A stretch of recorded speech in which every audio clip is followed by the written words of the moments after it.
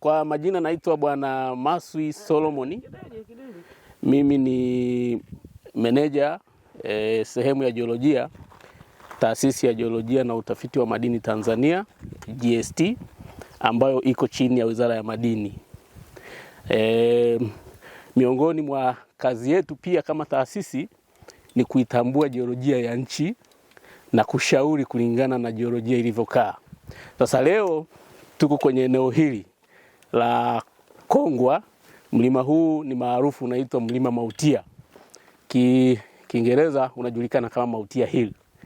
Mlima huu una historia kubwa sana kijiolojia kwa sababu ni sehemu ambayo ina mvurugiko wa kijiolojia. Sisi tunasema imeathiriwa na mabadiliko makubwa sana ya kijiolojia.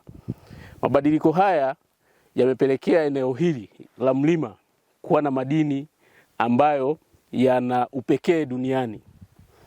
Kwanza kabisa kuna madini ya yoderite.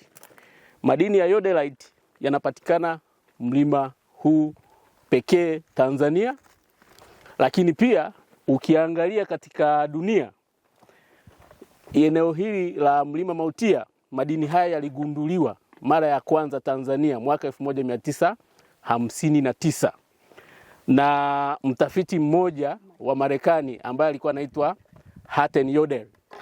Sasa baada ya kugundua madini hayo mwaka 1959